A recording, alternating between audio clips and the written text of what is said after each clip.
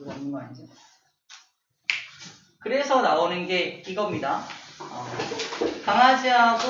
실제 강아지하고 강아지 로봇을 비교해서 먹이를 먹어서 필요한 에너지를 얻어 움직인다. 이건 뭐의 예에 해당하냐면 물질 대사를 말하는 거고요.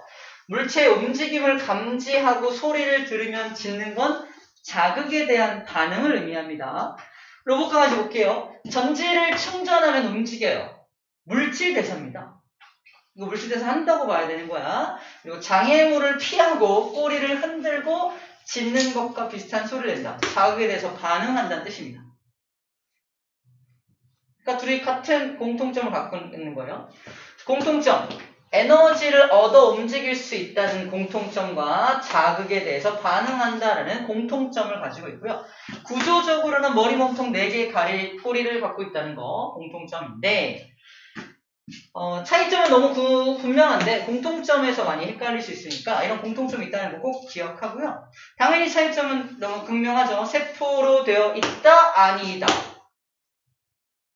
그 다음에 얘는 먹이를 먹지만 얘는 전지를 이용해야 된다. 생장하지 않고 자손도 만들지 못한다. 얘는 생장하고 자손도 만들 수 있다. 이런 차이점입니다. 그러므로 강아지는 생물이지만 강아지 로봇은 비생물이다. 생물이 아니다라고 결론 내리고 있는 거예요. 2가지 정도만 할 수 있다고 해서 생물이라고 볼 수는 없다라는 거죠. 그래서 거의 다 만족해야 생물이라고 볼 수 있다라고 생각하면 됩니다. 다 만족해야 돼요. 자, 좀 디테일하게 들어가 볼게요. 어떤 거냐면 오른쪽 밑에 나오는 이겁니다. 개체 유지 현상, 종족 유지 현상 등의 좀 어려운 말이 나와 있는데 자기 몸을 유지하기 위한 현상들이 있어요. 저 중에서 자기 몸을 유지하기 위한 거, 자기 몸을 유지하는 거 살펴볼까? 세포로 구성된 거, 자기 몸을 유지하기 위한 거지 다음 자손을 위한 건가요? 자, 구분할 때 이렇게 구분하면 돼. 종족 유지 같은 경우는 다음 자손을 위한 현상입니다. 예를 들어서 생식, 유전, 이거 다음 생식하고 유전하는 거 다음 자손을 위해서 넘겨주는 거잖아. 너 이건 알겠어. 특이한 게 뭐냐면 적응하고 진화하는 것도 자기만 잘 살려고 그런 게 아니라는 거야. 내가 적응을 해놔야 내가 다른 종으로 환경에 맞게끔 다른 종으로 진화를 해놔야 다음 자식도 잘 살 수 있잖아. 그래서 특이한 점이야. 적응과 진화 역시 종족을 유지하기 위한 현상이라는 겁니다. 그래서 생식, 유전, 적응, 진화, 생식, 유전, 적응, 진화 요 4가지 생식, 유전, 적응, 진화 요 4가지가 종족, 다음 자식, 종족을 유지하기 위한 어떤 현상이라고 보면 될 것 같고요. 세포로 구성되어 있고 내가 나 먹고 살려고 물질대사 하는 거고요. 자극에 대해서 반응하는 것도 위험을 감지해서 피하고 나 살아남으려고 그러는 거예요. 그죠? 항상성 유지하는 것도 나 살아남으려고 하는 겁니다. 그죠? 발생하고 생장하는 것도 부모님 물려주신 거 가지고 크는 거잖아요. 그죠? 자기를 위한 어떤 행동이라고 보면 되겠어요. 그래서 요 4가지는 이제 개체, 자기 몸을 유지하기 위한 현상이다라고 구분해주면 됩니다. 저걸 구분할 수 있니 없니? 이걸 물어보기도 한다는 거지. 다음 중 개체 유지 현상이 아닌 것은 마지막 번호에 진화. 진화? 헷갈리면 안 됩니다. 진화는 종족 유지 현상이었죠. 구분할 수 있는지만 잘 할 수 있으면 되겠습니다. 자, 그런 의미에서 이제 바이러스를 볼 텐데 바이러스가 생물인지 아닌지 비생물인지 판단하는 내용인데요. 일단 첫 번째 나와 있겠지만 일단 지금 여기다 먼저 볼게요. 체크할 게 이겁니다.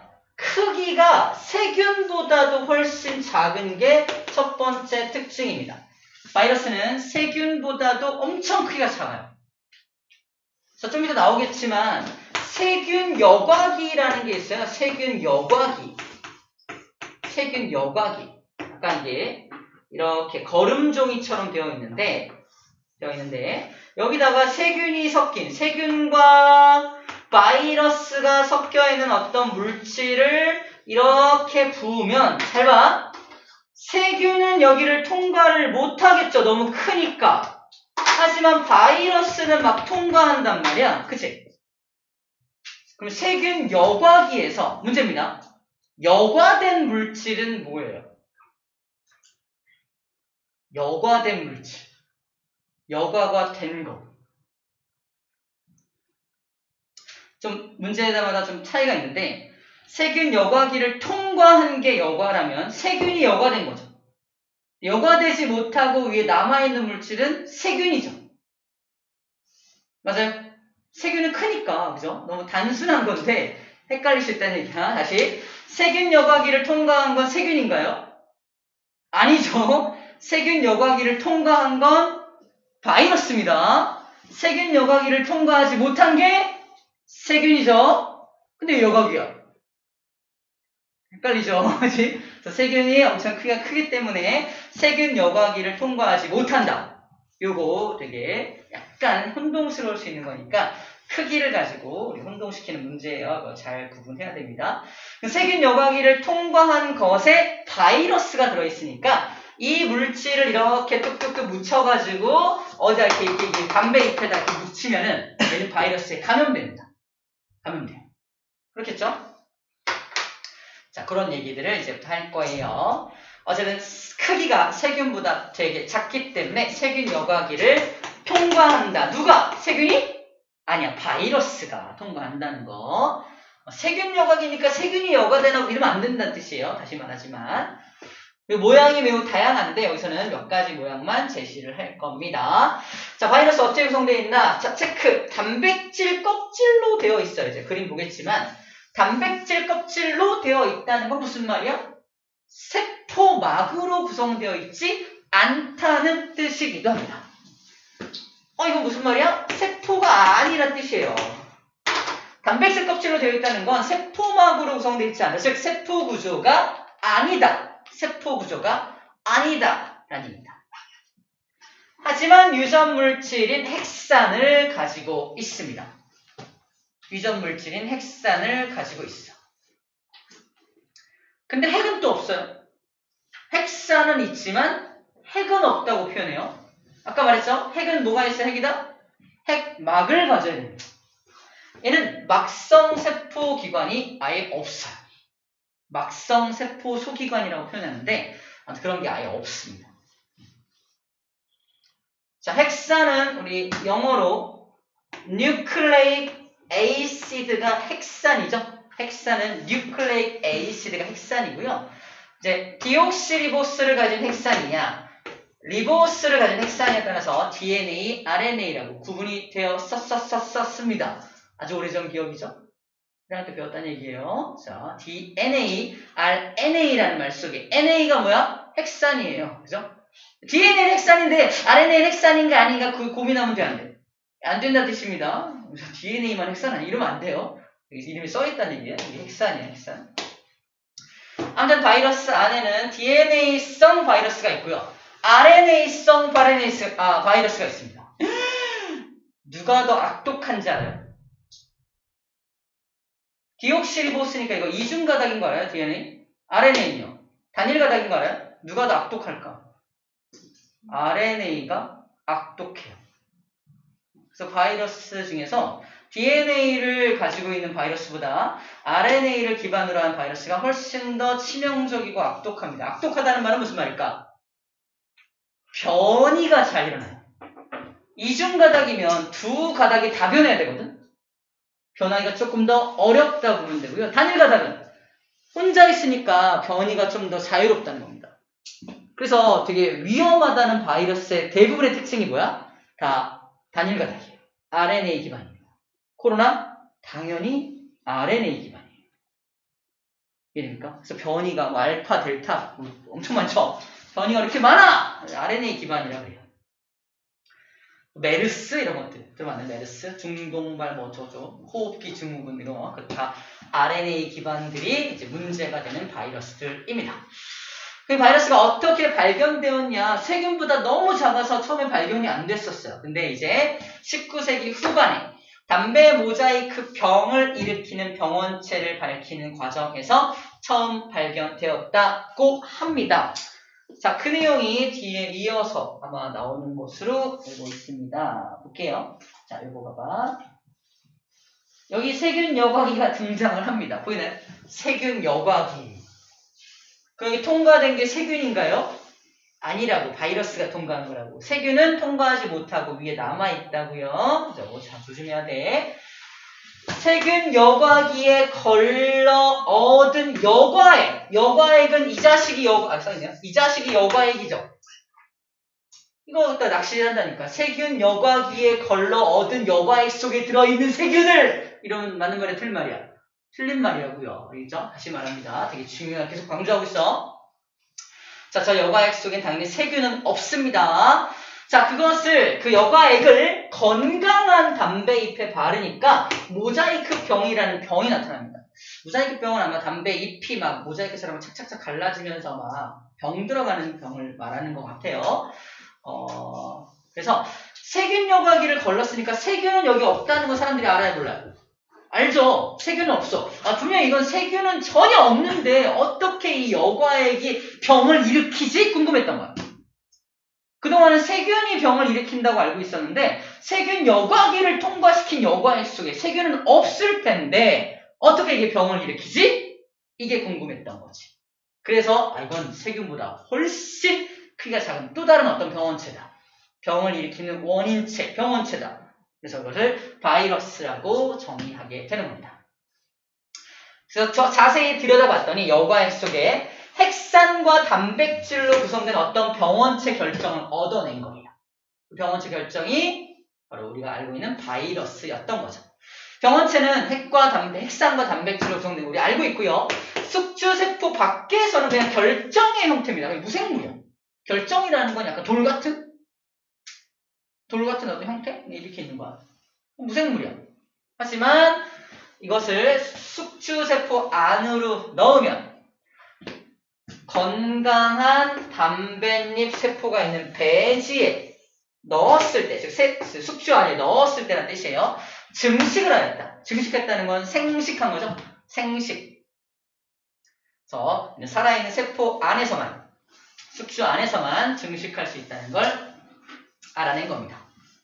그냥 인공배지에 넣었을 때는 증식을 안 해. 인공배지라는 건 영양물질만 넣는 거야. 생물체를 넣지 않고 영양물질만 잔뜩 넣어놓고 거기다 바이러스를 넣었더니 영양물질은 그냥 물질이잖아. 생물이 아니잖아. 그러니까 증식을 못해요.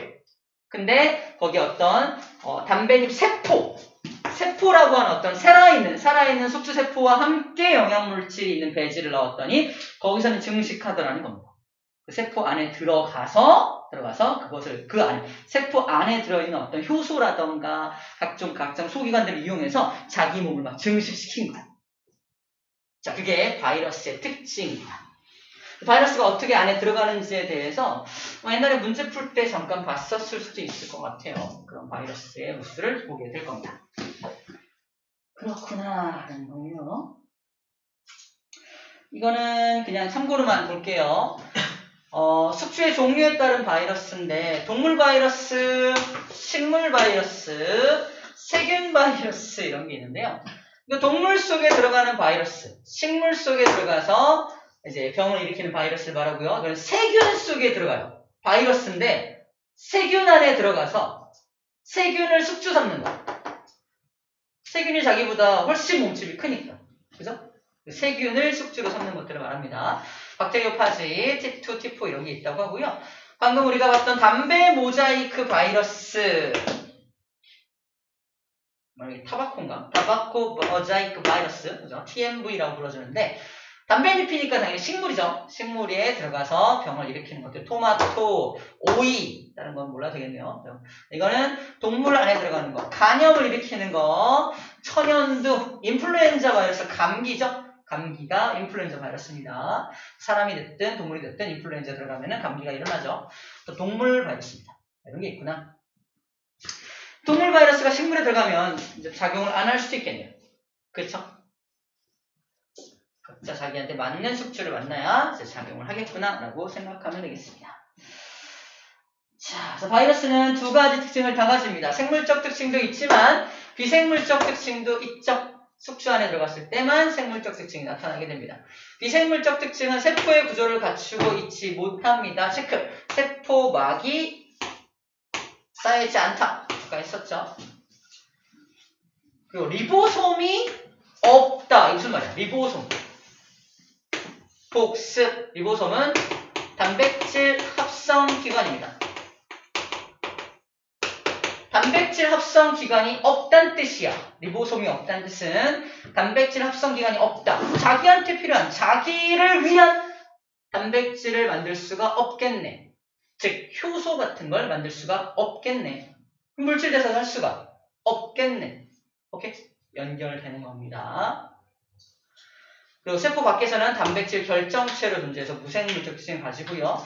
독립적으로는 당연히 그래서 물질 대사를 하지 못한다. 하지만 숙주 안에 들어갔을 때는 이런 것들을 할 수 있습니다. 숙주 안에서는 물질 대사도 할 수 있고 증식도 할 수 있고요. 유전도 할 수 있습니다. 다음 자식이 이제 DNA 전달하면 되니까. 돌연변이가 일어나서 진화도 가능합니다. 이게 우리가 알고 있는 돌연변이. 다른 말로 변이, 알파 변이, 베타 변이 이런 변이들이죠. 핵산을 가지고 있다는 것도 생물적 특징이기는 합니다. 색상이 있다는 것도 생물적 특징이긴 합니다. 그렇구나.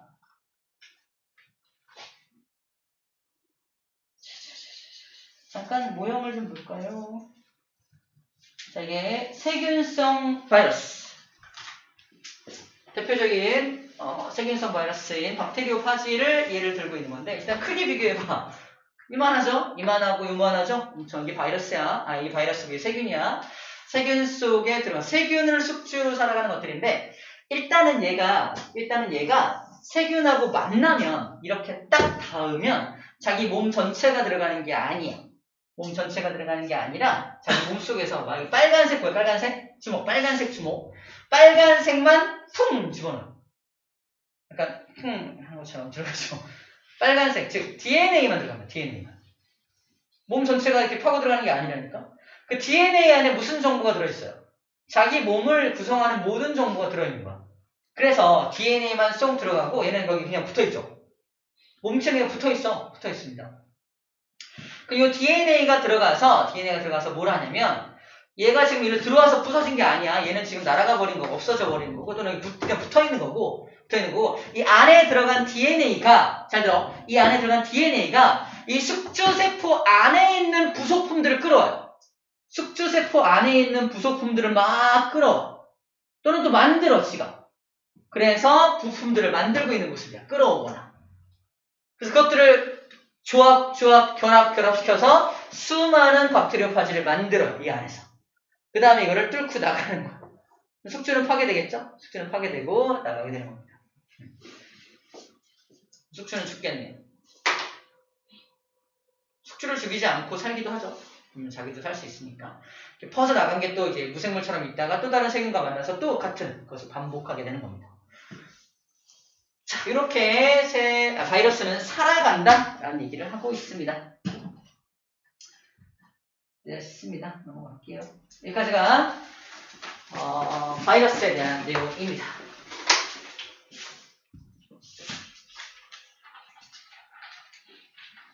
자, 마지막 하나 남았네요.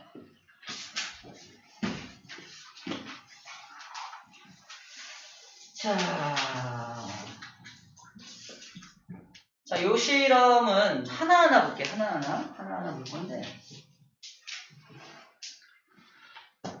일단 크게 좀 봅시다. 크게 보면은 어디 보자. 이게 써있긴 한데 여러분들 따로 쓸게요. 이게 화성 토양에 생명체가 존재하는지를 알아보기 위해서 3가지 실험을 하는데요. 어떤 걸 확인하고 싶은 거냐면 물질 대사를 확인하고 싶은 거야. 우리 생물의 특징 6가지 중에서 뭘 확인하고 싶은 거야? 물질 대사를 확인하고 싶은 겁니다. 만약에 생명체가 살고 있다면 물질 대사를 할 것이야 라는 전제로 실험을 하고 있다는 거죠. 다 실험하지는 않았어요. 다 실험한 건 아니고 물질 대사를 가지고 실험을 했다라는 거 먼저 알고 들어갑시다. 여기도 나와 있긴 해요. 1976년에 실험을 한 겁니다. 굉장히 오래됐죠? 화성에 처음 간 바이킹호가 이 실험을 했는데, 이 1976년이면 선생님도 태어나기 전이거든요. 훨씬 전. 진짜 훨씬 전이에요. 아무튼 전인데, 바이킹호를 쏘기 전에, 화성으로 보내기 전에 사람들한테 전 세계적으로 아마 했을 거예요. 전 세계적으로 실험에 대한 제안을 해보라고 어떤 뭐랄까 무슨 대회 같은 거 이런 걸 열은 거예요. 화성에 생물체가 살고 있는지를 확인하고 싶은데 좋은 아이디어 없냐? 제안을 합니다. 그 제안에 채택된 실험이 3가지 실험입니다. 당연히 물질 대사를 기반으로 이런 실험을 할 수 있을 것 같습니다. 라고 해서 채택된 실험이고요.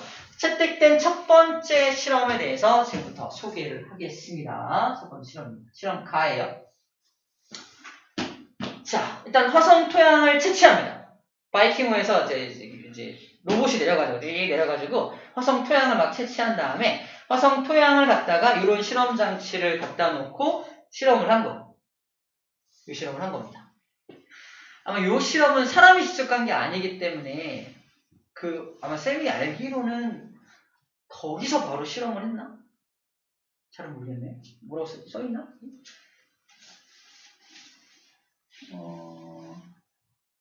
무인 탐사선이긴 한데 지구 바꿔서 하는 건 아닌 것 같아요. 거기서 바로 했을 거예요. 또 다른 어떤 추가 실험을 하기 위해서 그것을 바로 한 걸 알고 있습니다. 어쨌든 했는데, 자, 좀 확대해보자.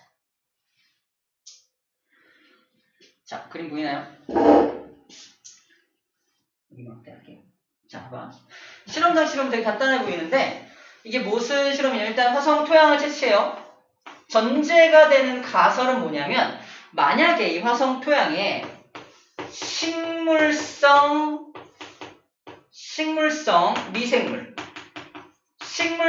미생물이 살고 있다면, 우리 지구에도 최초의 광합성 생명체가 있었죠. 남세균이라고 합니다. 남세균이라는 최초의 광합성 생명체가 있었고, 그 녀석이 이제 미생물로 출발했다가 걔가 좀 진화해서 현재와 같은 커다란 식물들까지 진화했다고 봤을 때, 만약에 그런 아주 낮은 단계의 어떤 식물성 미생물이 이 안에 살고 있다면 광합성을 할 것이다라는 겁니다. 광합성을 할 것이다라는 전제야. 그래서 만약에 광합성을 했다는 증거가 나타난다면 이 생물체가 있는 거잖아. 예를 들어서 이산화탄소를 잔뜩 주었더니 산소가 막 나오네? 이건 빼도 박도 못하는 증거죠. 이런 실험을 했다고 보면 돼. 간단히 말하면. 좀 더 완벽한 실험을 위해서 뭘 준비하냐면 14짜리 CO2를 준비합니다. 이게 뭐냐면, 원래 탄소는 12인 거 알아요? 질량 수가? 원자번호 6번이니까 양성자 6개, 중성자 6개, 12가 정상인데 14짜리를 일부러 만든 거야. 어떻게? 중성자 2개를 더 붙여서. 이걸 뭐라고 불러요? 방사성을 띠게 만들었다고 표현합니다. 그래서 이걸 뭐라고 부르냐면 방사성 기체라. 방사성 기체. 다시 쉽게 말해서 방사능을 띠게 만든 거야. 왜 위험하게 방사능 띠게 만들어요? 방사능을 띄어야 보이니까. 내가 X선을 가지고 이렇게 쳐다보고 있으면 방사선을 띈 물질은 움직이는 게 보입니다. 저 물질이 움직이는 게 보인다.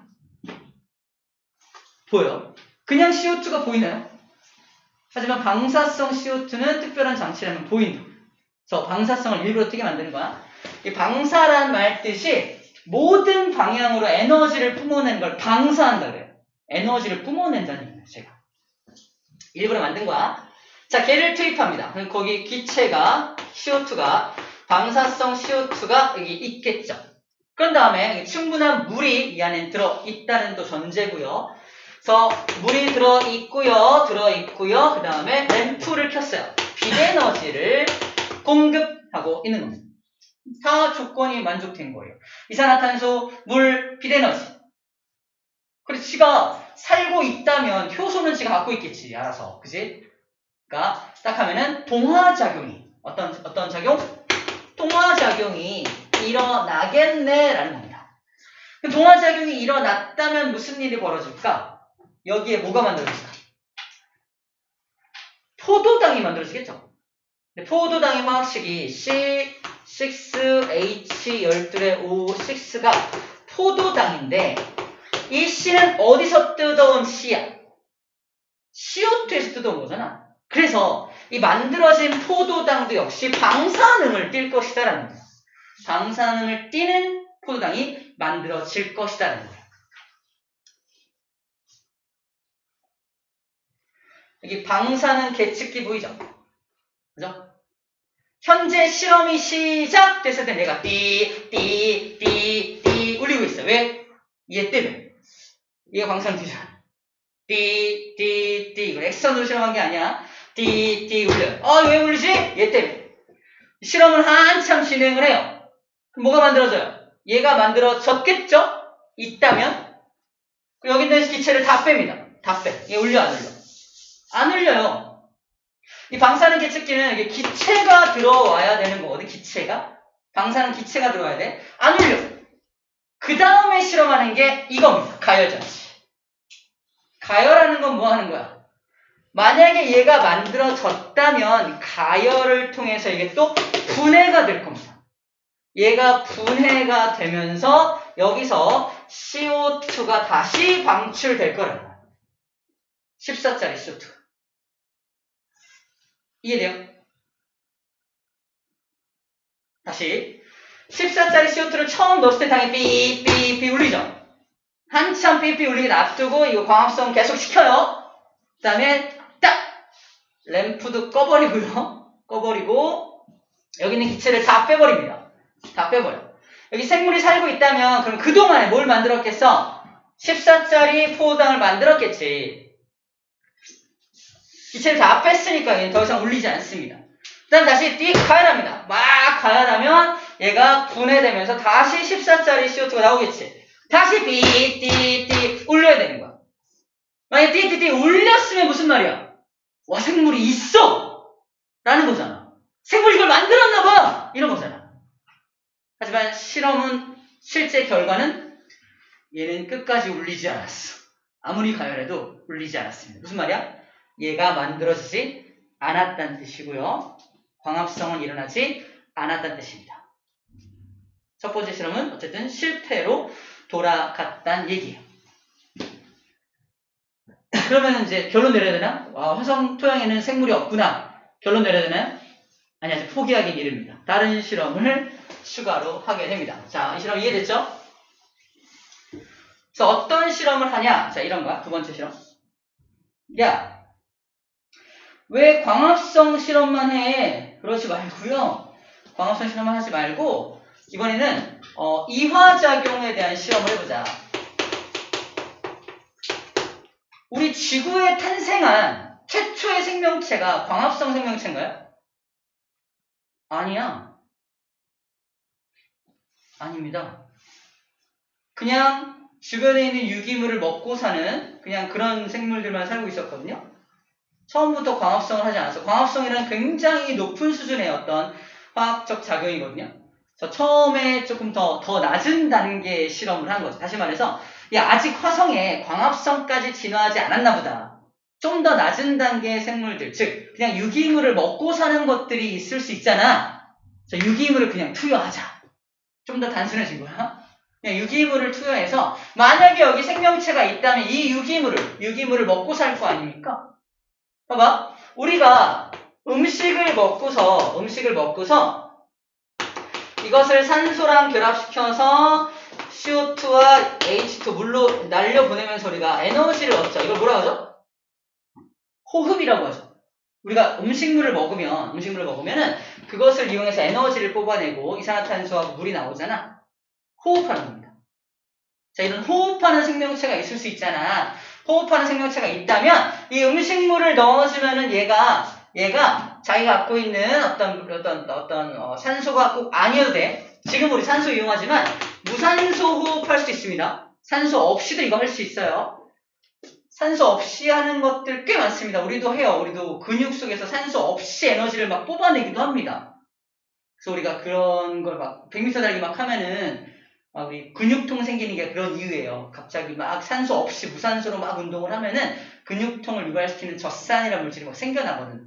이제 젖산 발효 같은 게 그런 것들인데 중요한 건 산소 없이도 에너지를 이용해서 이 영양소만 있으면 그것에서 에너지를 뽑아낼 수 있다는 얘기를 하고 있는 겁니다.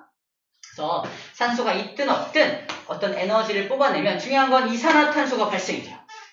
이산화탄소가 발생이 됩니다. 또는 음식물 속에 들어있는 탄소를 이용해서 어쨌든 탄소가 포함된 어떤 물질이 날아갈 거란 뜻이에요. 산소를 이용했다면 CO2가 나갈 것이고요. 산소 없이 했다면 어쨌든 탄소가 포함된 어떤 물질이 날아갈 거란 얘기입니다. 그래서 이걸 14짜리 C로 표시된 영양소라는 게 아까 말한 거야. C6, H12O6인데 14짜리로 표시된, 즉 방사성 영양소를 만들어서 투입을 하게 되는 거고 이 영양소를 이용해서 먹고 사는 생명체가 살고 있다면 C가 포함된 어떤 기체가 날아갈 것이다 라는 겁니다. 자, 이 영양소는 기체인가요? 아니죠. 여기는 방사능 계측기는 아까도 말하지만 기체만 감지하죠. 처음에는 전혀 울리지 않아야 돼. 울리지 않아야 돼. 근데 만약에 여기 생명체가 살고 있다면 언젠간 울려야 됩니다. 맞죠? 하지만 이 실험도 어땠을까요? 결국은 울리지 않았어요. 다시 말해서 여기는 모두 없다. 이화작용을 하는 생명체 역시 없다라는 결론이 나오게 된 겁니다. 아무리 기다려도 여기 방사능 계측기는 울리지가 않았어요. 자, 이거는 이제 이화작용 실험이고 아까는 동화작용 실험입니다. 여기는 이제 CO2라고 써있죠. CO2가 방출되는지를 체크한 겁니다. 자, 마지막 시험. 자, 이거는 뭐냐면 좀 더 단순해진 거야. 뭐냐면 야, 내가 화성 토양에 살고 있는 어떤 생명체야. 근데 방사능을 띤 영양소를 주네? 아, 싫어! 좀 이상해! 안 먹고 싶어! 이랬을 수 있다는 거야. 방사능 띄는 걸 누가 먹고 싶어 하겠어? 이해돼? 무슨 말이지? 야, 방사능을 띄게 만들어서 이게 안 먹은 거 아니야? 그래서 그냥 영양소를 넣은 거야. 봐봐. 그냥 영양소를 넣으면 어떻게 우리가 판단할 수 있지? 방사능도 안 띄니까 방사능 계측기를 이용할 수 없잖아. 그래서 이번에 실험장치를 바꾼 거. 뭐로? 기체 분석기. 체크. 기체만 그냥 분석하는 거. 무슨 말이냐? 현재 이 공기 속에는 질소 78%, 산소 21% 있죠. 그걸 분석하는 장치예요. 각각 기체의 종류별로 몇 %씩 차지하고 있는지를 분석하는 장치입니다. 화성에 처음에 어떤 기체의 어떤 비율이 있겠죠. 근데 만약에 영양소를 넣어주고 얘가 이제 여기는 생물을 상상해봐. 이제 먹을 만한 게 왔네. 그럼 이게 먹겠지. 먹으면 뭐가 방출돼요? CO2가 방출될 거 아니야. 산소가 있다면 산소의 비율은 줄어들고 CO2의 비율은 늘어나겠죠. 비율이 달라질 거라는 겁니다. 이래. 그럼 이 기체 분석기에 분석을 해보면 아까랑은 좀 다른 비율로 변하겠죠. 그러면 비율이 변하면 뭐가 있다는 증거야? 생명체가 있다는 증거네요. 맞죠? 그런 아이디어로 만들어낸 실험 장치입니다. 하지만 결론은 또 뭐야? 기체 분석기의 결과는 바뀌지 않았다는 게 결론입니다. 현재까지는 이 실험, 3가지 실험을 해봤지만 화성에는 전혀 아무런 반응도 없었기 때문에 체크하면은 생명체가 물질 대사하는 생명체는 존재하지 않는다라는 게 실험 결론입니다. 물질 대사하는 녀석은 살고 있지 않네라는 거예요. 자, 퀘스천 1. 이 실험에서 존재하고 있는 생물의 특성은 무엇인가? 물질 대사죠. 써볼까요? 물질 대사를 전제하고 있죠. 실험 가는 동화, 나와 다른 이화 작용을 하는 생명체의 존재 여부를 확인하는 실험들이었습니다. 자, 개념하기 문제는 풀어볼게요. 17쪽입니다.